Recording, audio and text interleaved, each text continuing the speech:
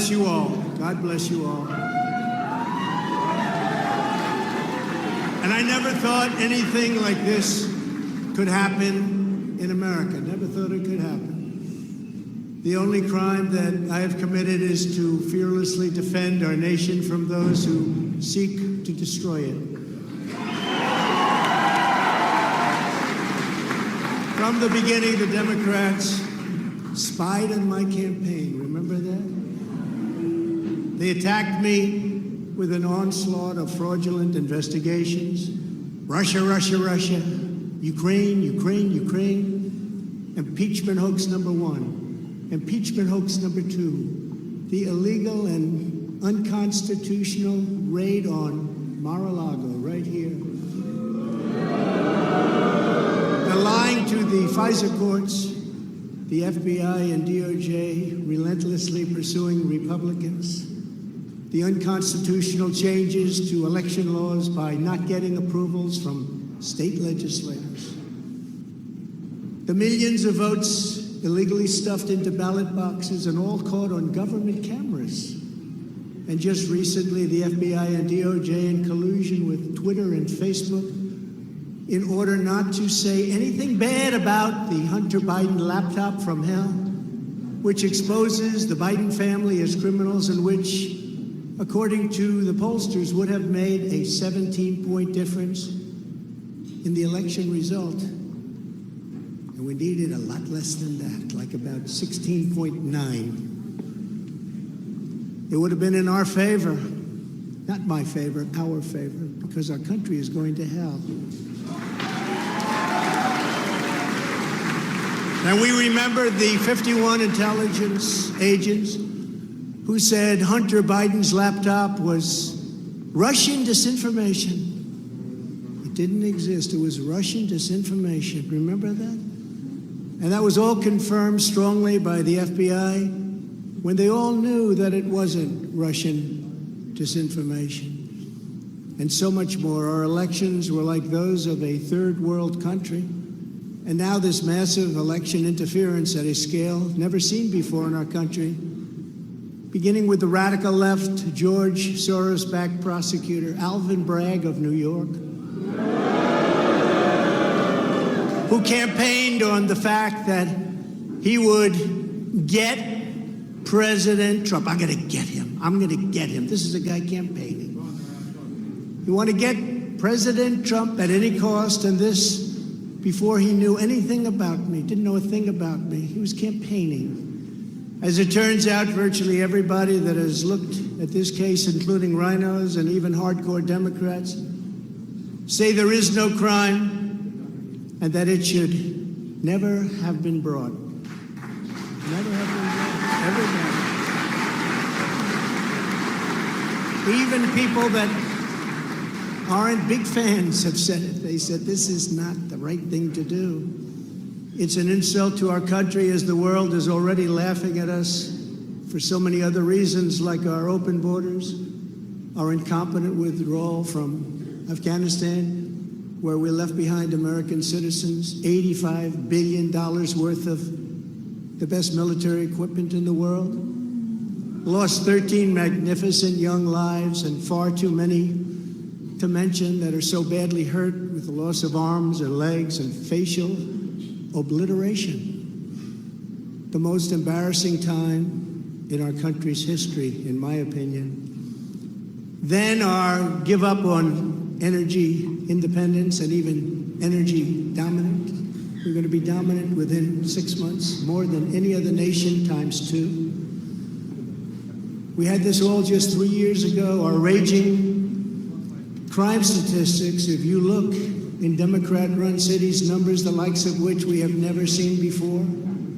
The open threats by various countries of the use of nuclear weapons, something never mentioned or discussed by outside nations during the Trump administration, and which could very well lead under the Biden administration's leadership to an all-out nuclear World War III can happen. We're not very far away from it, believe it or not. An economy that has been crippled by the biggest inflation we have seen in more than 60 years. and a military that I used to defeat ISIS in 4 weeks. They said it would take 4 years. 4 weeks. To kill al-Baghdadi and Soleimani, that has now gone woke at the top levels by trying to indoctrinate everyone down to the lowest ranking patriot. But now they have really stepped up their efforts by indicting the 45th President of the United States, who received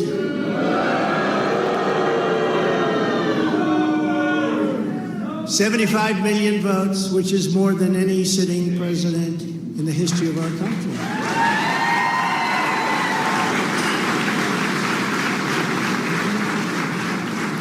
And in the wings, they've got a local racist Democrat district attorney in Atlanta who is doing everything in her power to indict me over an absolutely perfect phone call, even more perfect than the one I made with the president of Ukraine. Remember, I kept saying that's a perfect call.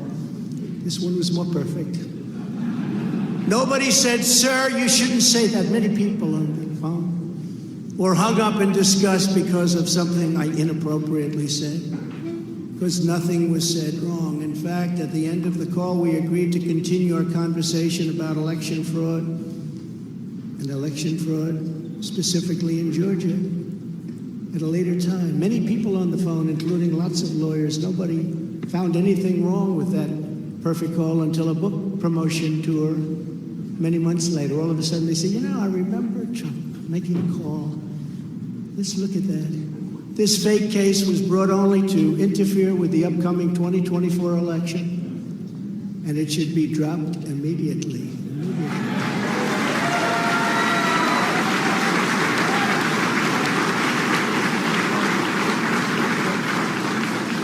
Then you have a radical left lunatic known as a bomb thrower who is harassing hundreds of my people day after day over the boxes hoax. You know, the boxes hoax, as we call it. Just so everyone knows, I come under what's known as the Presidential Records Act, which was designed and approved by Congress long ago just for this reason. Under the act, I'm supposed to negotiate with NARA, the National Archives and Records Administration, which as of this date is a radical left troublemaking organization that red flags the Constitution of the United States and the Bill of Rights as dangerous and triggering. Can you imagine? This is what we have to deal with. But there is no criminality under the Presidential Records Act. That is not what it's all about. We were negotiating in very good faith, proper way, in order to return some or all of the documents that I openly and in very plain sight brought with me to Mar-a-Lago from our beautiful White House, just as virtually every other president has done in the past. When FBI and DOJ officials with NARA were here, I told my lawyer to show them the very secure storage room in which they were locked. The FBI's sole request in writing was, could you please put another lock on the door? We immediately complied. It's a lot different than the Biden situation, isn't it? The next thing I know, we were raided by many gun-toting FBI agents who took whatever they wanted, including my passports and medical records. Everybody was in shock. Nobody had ever heard of such a raid before. Can't even believe it. Who would think that that could happen today? I immediately thought of the Fourth Amendment that protects against unreasonable search and seizure. But they did it anyway because our justice system has become lawless. They're using it now, in addition to everything else, to win elections. Apparently, they're not looking at me through the view of the non-criminal Presidential Records Act. They came up with a new one. This is a new one. And they're looking at me through the Espionage Act. Think of that. How does that sound? Of 1917, where the penalty is death. even though that has absolutely nothing to do with openly taking boxes of documents and mostly clothing and other things to my home, which President Obama has done, the Bushes have done, Jimmy Carter's done, Ronald Reagan has done.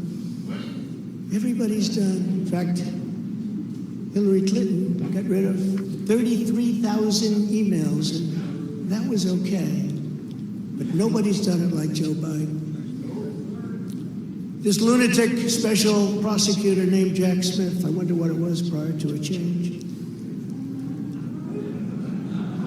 who others of his ilk say he is even worse than they are, is only looking at Trump, yet Joe Biden took massive amounts more documents, even removed many boxes to Chinatown. You believe that? He's got $10 million from China. Where did that come from? I guess they were banking on Hunter's expertise, and had others stored in unsecured offices in Pennsylvania and strewn all over his garage floor, where his now very famous Corvette is also stored. All over the floor, including classified documents. But that's okay.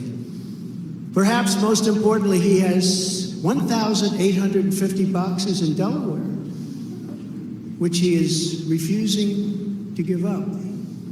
But isn't that real obstruction? That's obstruction. As president, I have the right to declassify documents, and the process is automatic. If I take them with me, it's automatic, declassified. Biden was vice president. He had absolutely no right to declassify as vice president. He doesn't come under the Non-Criminal Presidential Records Act. He comes under the very criminal Federal Records Act, unfortunately for him, but it's not going to matter because they don't follow the law, which has very severe penalties. He had classified documents that he took while he was a senator, which is absolutely inexcusable. And other senators, including Democrats, are outraged. But he's not being harassed and hounded like the people who work for me are. In fact, they seem to have forgotten about his documents entirely. So many, thousands and thousands. It's okay with him. They like to say that I'm obstructing, which I'm not, because I was working with NARA very nicely until the raid on my home. But Biden is obstructing by making it impossible to get the 1,850 boxes or explain why many documents were located in Chinatown. Can't explain it. Why were they in Chinatown? I don't know. Lastly, I'm under investigation. This time a civil investigation by another racist in reverse, who also campaigned on, I will get Trump. I will get him. This was her campaign. Never ran for office. I will get him. Her name is Letitia James. And she proclaimed while campaigning, quote, I look forward to going into the office of the Attorney General every single day, suing him, and then going home. Just before she knew me. She announced, what is fueling my soul right now is Trump. And that she had her eyes on Trump Tower. Those eyes are focused on Trump Tower. Didn't know the young lady. She even assured her supporters in an election promise that we're going to definitely sue him. We're going to be a real pain in the ass. He's going to know my name personally.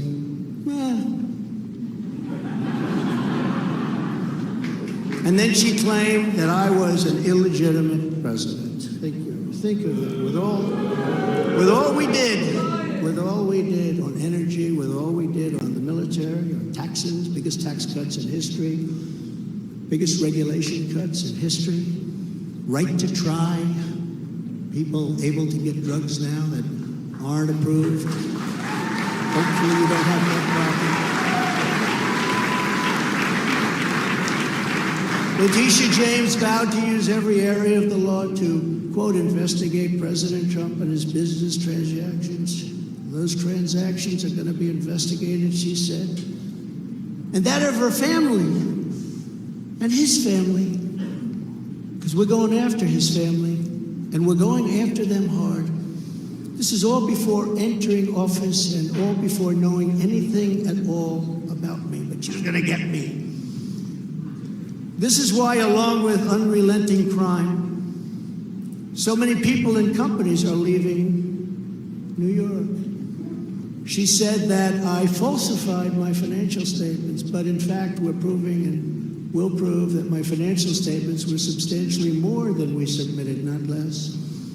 And in all cases have a strong disclaimer clause in them which tells the institutions that may look at that if they want to, not to rely on the statement. But they've got a problem with their case because, number one, I'm very underleveraged. They can't believe it. All the stuff they read and gave. And have very little debt relative to the value of assets. And importantly, not one bank has lost even $1. She was investigating me to save banks. They have very good lawyers. But they didn't lose $1 with us during this period of time. In fact, the banks we're talking about made almost $200 million off Donald Trump, and they liked me very much. We never missed a payment, never got a default notice, had a great relationship with all of them. I don't need banks. I have a lot of cash. I built a great business with my family, built a fantastic business.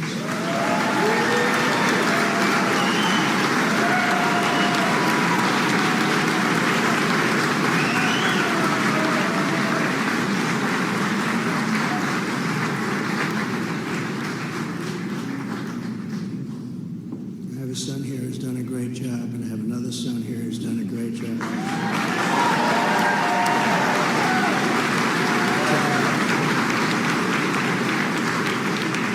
And Ivanka and Barron will be great someday. He's tall. And he's smart.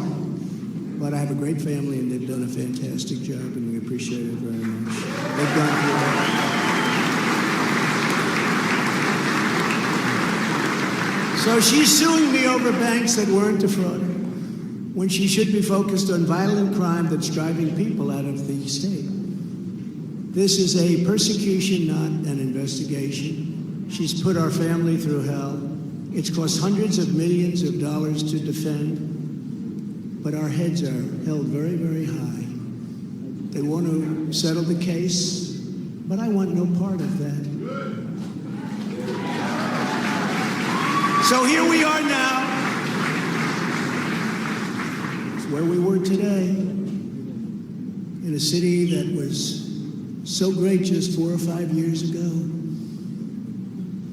But now we're there, spend time there today, as you possibly read, with a local failed district attorney charging a former president of the United States for the first time in history on a basis that every single pundit and legal analyst said, there is no case, there's no case.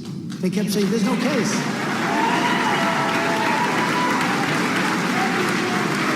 Virtually everyone. But it's far worse than that, because he knew there was no case.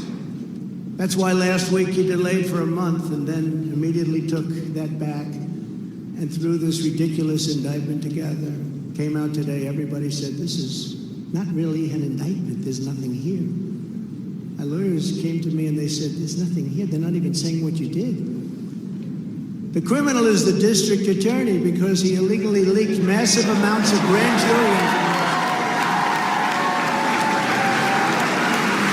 for which he should be prosecuted, or at a minimum, he should resign.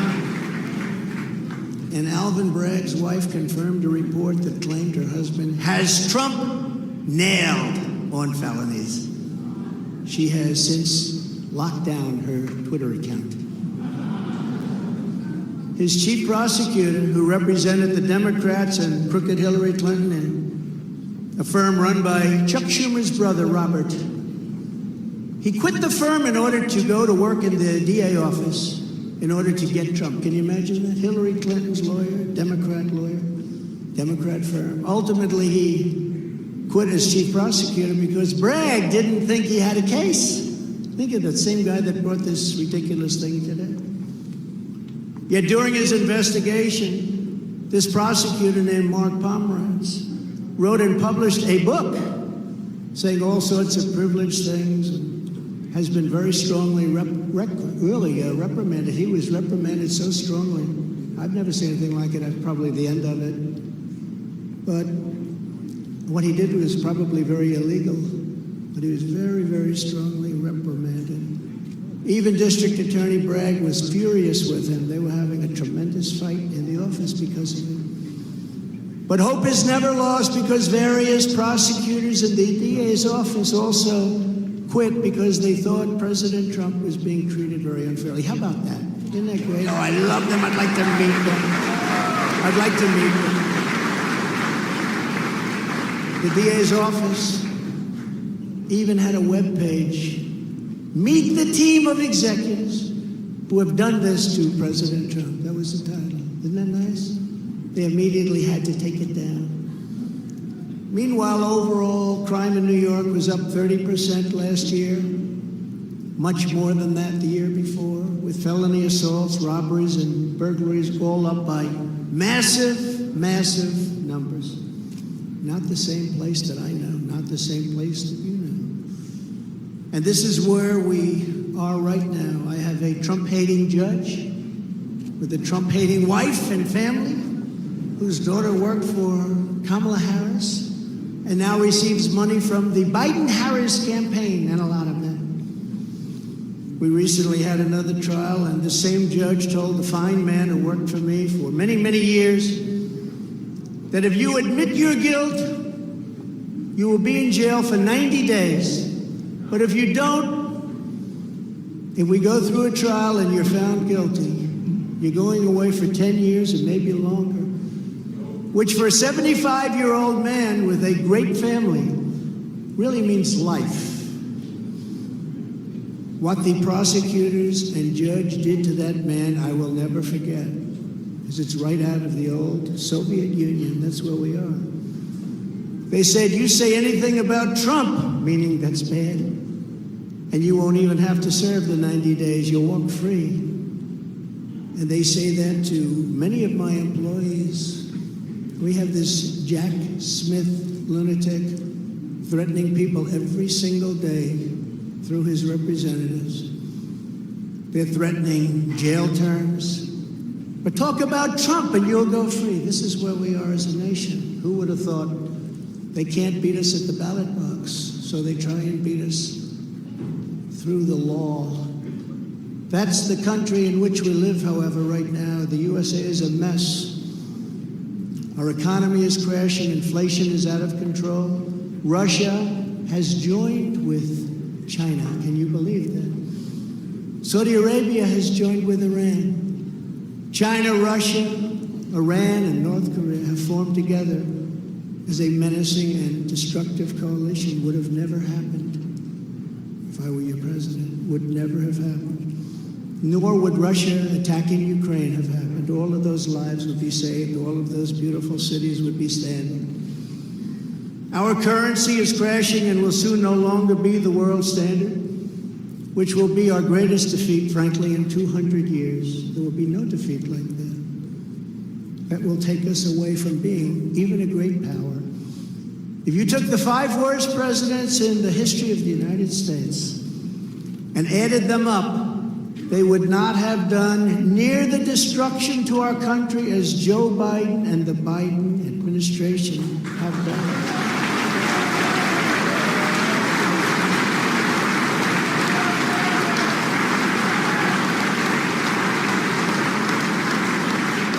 Incredibly, we are now a failing nation. We are a nation in decline.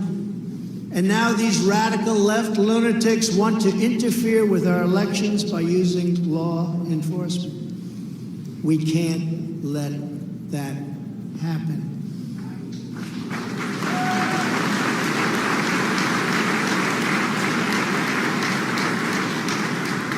With all of this being said, and with a very dark cloud over our beloved country, I have no doubt, nevertheless, that we will make America great again. Thank you. God bless you. and God bless America. Thank you very much, everybody. Thank you.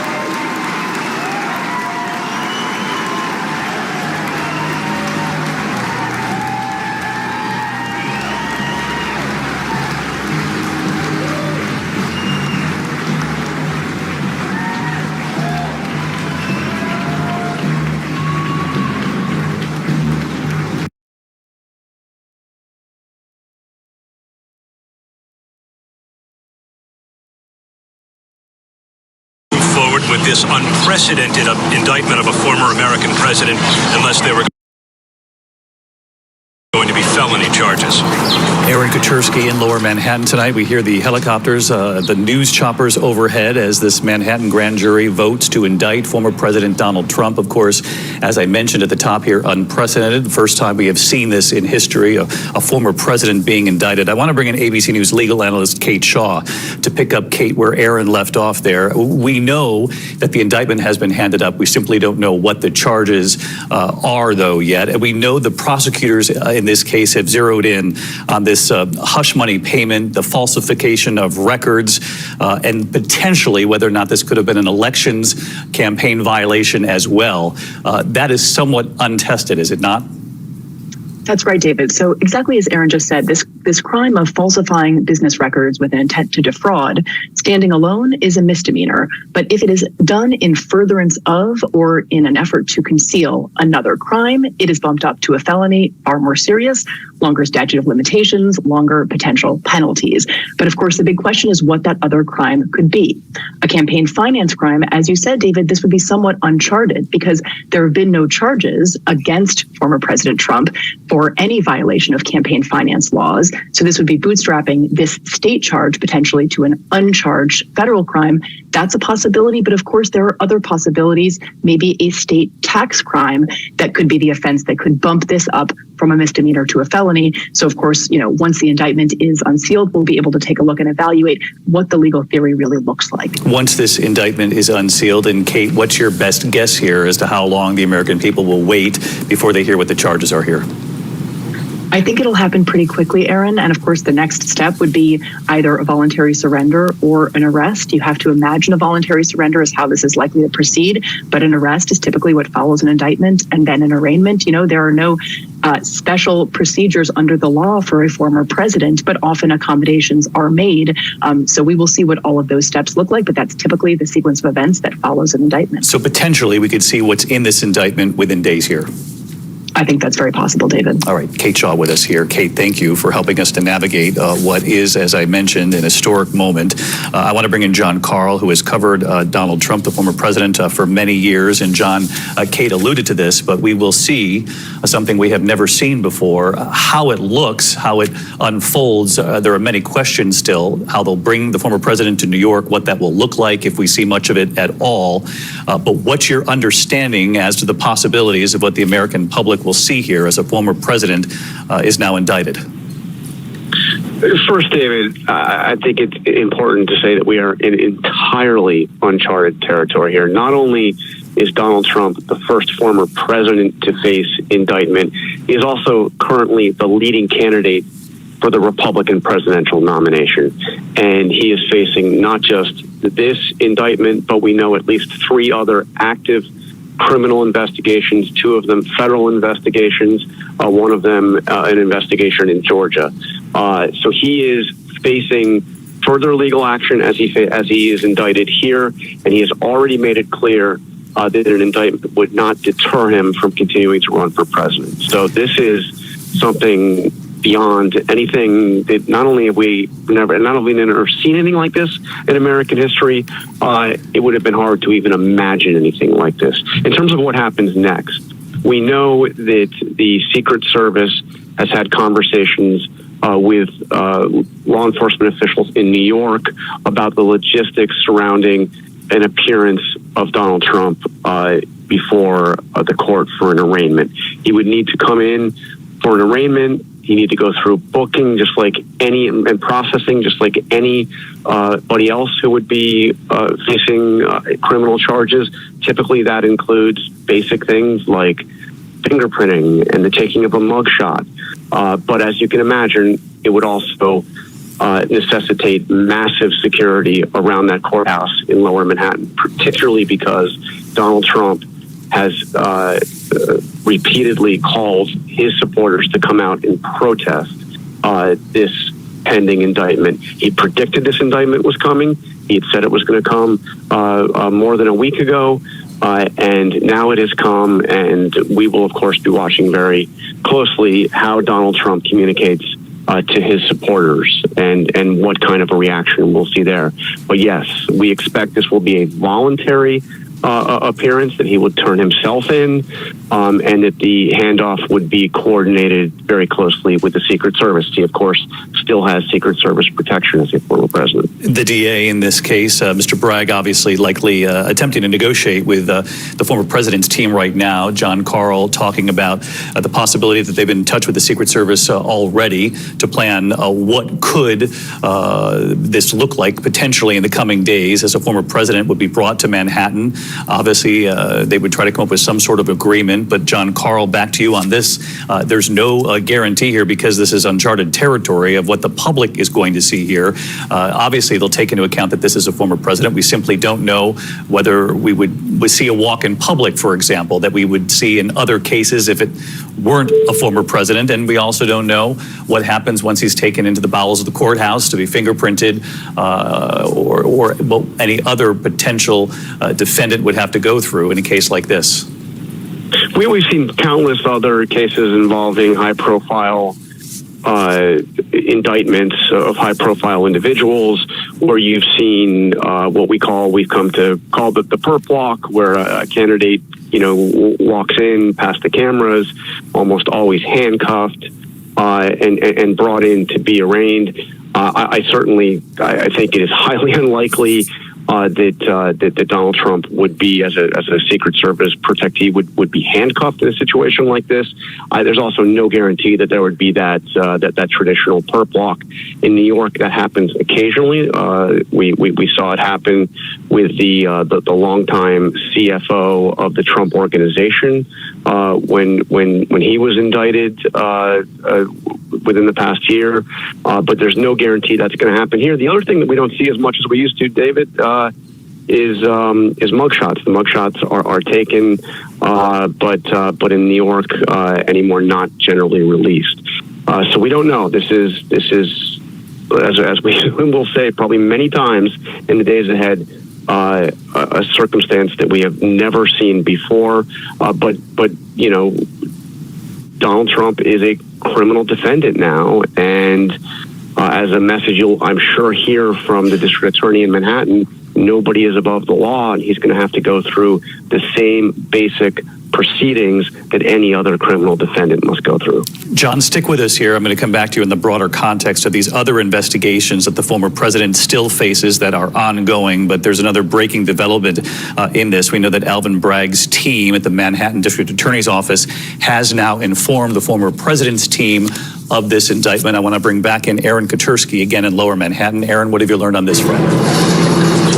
As soon as the grand jury voted up the indictment, David, the Manhattan District Attorney, Alvin Bragg, and his team had an obligation to tell now the defendant, former President Trump, and his legal team about the indictment. Whether they told them the specific charges, we don't yet know. The indictment remains under seal, as is typical in New York, until a defendant appears for an arraignment on that indictment.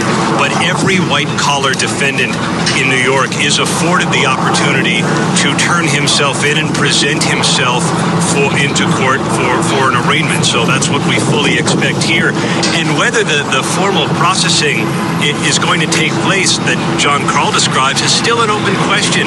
Donald Trump had a gun permit here in New York, so his fingerprints are on file. He's among the most photographed individuals in the world. So whether they need to take a formal mugshot, we're still waiting to find out. Not that it would be released here in New York, but David, as you've alluded to already, so much about this process while it will go through some familiar steps, will be unprecedented because of the defendant involved. Already, though, today, one of our first signs that something was potentially happening with the grand jury was an increase in security, not just out here by court. This courthouse has been ringed in metal barricades ever since Trump went on social media to predict that he would be arrested.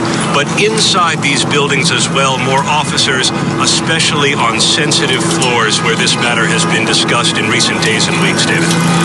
Aaron Katersky, our investigative reporter in Manhattan at this hour. I want to read a statement just in from Michael Cohen, the former attorney, friend, and fixer to the former President Donald Trump. Obviously, no longer friends, now a star witness in this case before the grand jury in New York. That grand jury handing up an indictment. The former president will face criminal charges now in this case. And Michael Cohen, in a statement just released, saying for the first time in our country's history, a president of the United States, former or current, has been indicted. I take no pride in issuing this statement and wish to also remind everyone of the presumption of innocence as provided by the Due Process Clause. However, Michael Cohen goes on to say, I do take solace in validating the adage that no one is above the law, not even a former president. The two things I wish to say at this time is that accountability matters, and I stand by my testimony. I want to bring in reporter John Santucci, who works on our investigative unit as well. And John, you covered the Trump years very closely, the Trump campaign leading to his election in 2016. You know of this relationship between Michael Cohen, Donald Trump. What are you learning from inside Trump world at this hour, their reaction so far?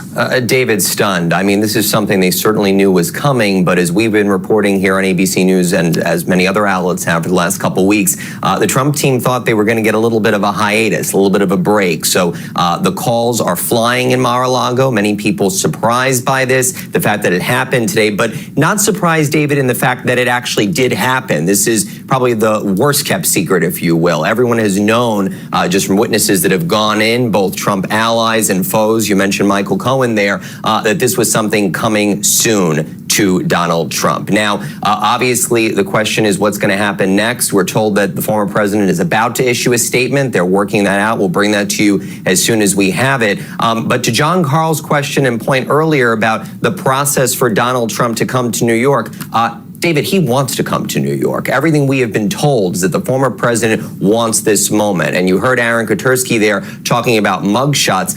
One of Trump's closest allies said to me over the weekend, please let there be a mugshot. We want to put it on a T-shirt. It'll be part of our campaign ensemble as we look to 2024. So as many people might think, and there's been some speculation Donald Trump was dreading this day, I think that's a little bit true, David. I mean, nobody wants to go to criminal court, but there is a part of Donald Trump that sees this as a big boon for his new presidential campaign. He's going to try to use this as a political weapon, obviously, as John Carl has pointed out. John Santucci, our thanks to you. John Carl pointing out that he continues to run for president and is the front runner on the Republican side in so many of the polls. Rachel Scott, who is already covering the race for the White House, was in Waco, Texas, and heard firsthand at that rally how the former president has turned these investigations into an important part of his campaign message.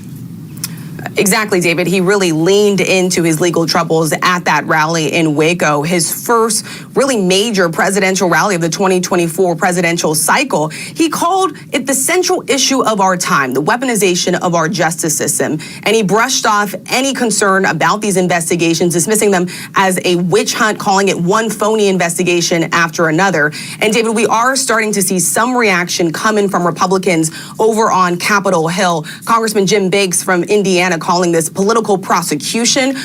Congressman Ralph Norman tweeting, this isn't about justice or rule of law, it's just about optics of an indictment.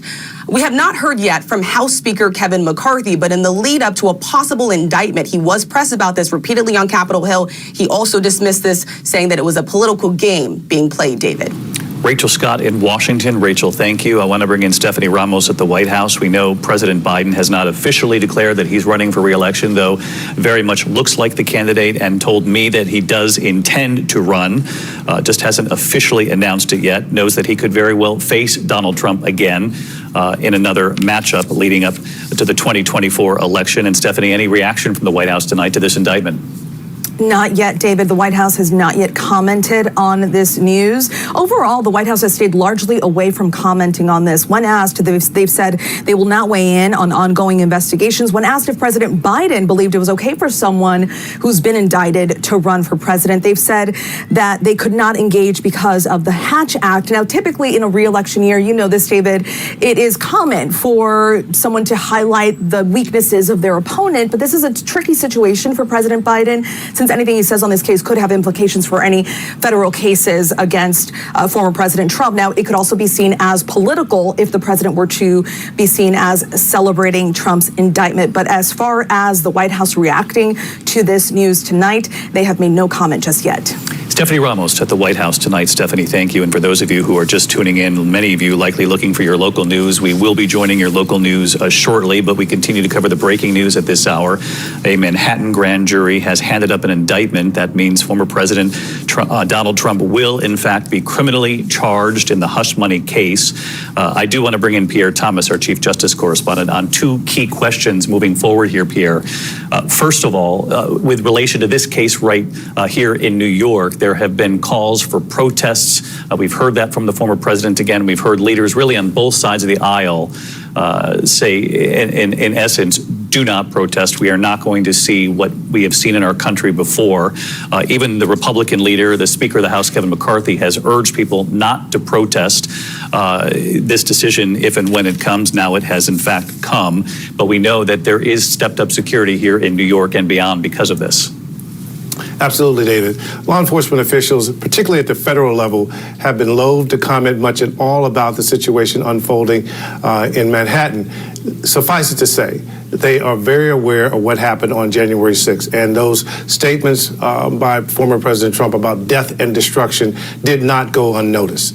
They have facts in the past that suggest that there might be people that would act out on behalf of the president, angry about what he is about to undertake. So law enforcement officials, I think we can expect to see in New York and other locations, including here in Washington, will be on alert. I know from sources that I've talked to that they've been really mining the intelligence, listening for information from that part of the world that generated to January 6th to see if there's anything specific. I was told last week, David, that they had uncovered no specific allegation of a direct threat of violence, but it's something they're very concerned about, David. Now, on the second question for you, Pierre, the special counsel's investigation that is ongoing, obviously, as this investigation in New York was as well. Jack Smith looking into two separate cases here. Obviously, the events leading up and including January 6th, and also the discovery of classified documents at Mar-a-Lago. We've seen indication in recent days that that investigation has in fact ramped up. So we're looking at this case and potentially two more investigations involving the special counsel and the investigation in Georgia. Absolutely. And I know from sources directly that one of the reasons why Merrick Garland chose Jack Smith is that he was known as being extremely aggressive. You've seen in recent weeks through the reporting of our investigative team that he's been pushing on the issue of executive privilege. He wants to get answers from the people closest to President Trump so that he can figure out what, if anything, he should do in terms of these cases. Now, I'm being told that the issue of fraud and the fake electors is of high interest to Special Counsel Smith. Also, this whole issue of, how state officials were contacted, who was doing it on the president's behalf, what did he know about that? So that is very much being pursued aggressively. That said, they are keeping it totally separate from what's happening in the District of New York in terms of the Manhattan District Attorney, because they know that they cannot be seen as playing politics. It's something, David, that people here are particularly concerned about, so they're trying to do all their talking in court at present. There have been so many questions, Pierre, or thanks to you, so many questions about whether there would be any sort of, not official coordination, but any coordination between these investigations. There had been some talk, as we heard from John Santucci earlier, that a decision to in fact vote this grand jury might be delayed until after perhaps the Easter holiday, that this would be weeks from now. Instead, word coming late this afternoon that the grand jury did vote this afternoon. They voted to indict the former president. Again, the history made, as we now now approached 6 o'clock here in the East, involving a former president. The first time a former president has been criminally charged in this country. And John Santucci, I want to bring it back to you because you've learned that the Secret Service